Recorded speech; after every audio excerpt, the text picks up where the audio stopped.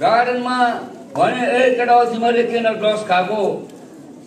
भनेर भन्दाखेरि त्यो केटाले मलाई के जवाब दियो भन्दाखेरि बुढो तिमीले पनि त गुटखा खान्छौ नि गुटखा खानु छोड्देऊ न भने हो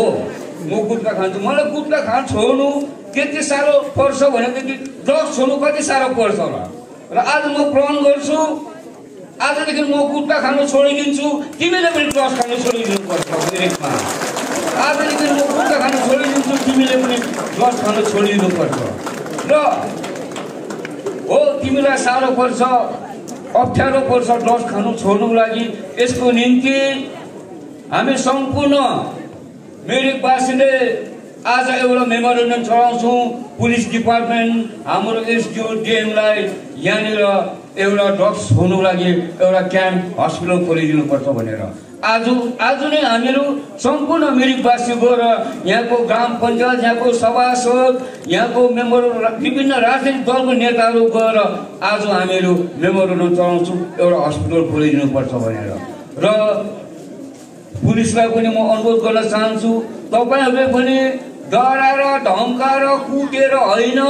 एउटा प्रेमसँग एउटा बिमारी हो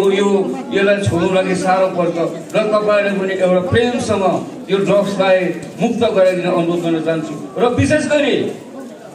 यहाँनिर मिरिकमा कतिजना पुलिस छ र 30 जना पुलिस छ मान्छे छौँ हामी 1 लाख 30 जना पुलिसले 1 लाख मान्छेलाई कहाँ कन्ट्रोल गर्न सक्छ र हामीले प्रत्येक गाउँमा अब यो ड्रग्सको विरुद्ध प्रत्येक गाउँमा एनजिओ खोल्नुपर्छ यसको संस्था खोल्नुपर्छ ड्रग्स निर्मुक्त गराउनको लागि र यसको निम्ति ड्रग्स छोडाउनको लागि के गर्नुपर्छ यसको निम्ति पुलिस प्रशासन हामी छौँ र तपाईहरुलाई हमेशा यसको निम्ति हामीहरू अगाडि आएर यसको लागि मद्दत गर्नेछौँ र जुन किसिमले आज मिरिकको सचेत नागरिकहरू र सबैजना म संस्थाको पनि नाम लिन्न कुनै राजनीतिक पार्टीको पनि नाम लिँदिन सबै हामी मिरिकको हो र मिरिकवासीले अबदेखि उता भोलिदेखि उता ड्रग्स मुक्त मिरिक भनेर हामीले यो पहाडमा यो देशमा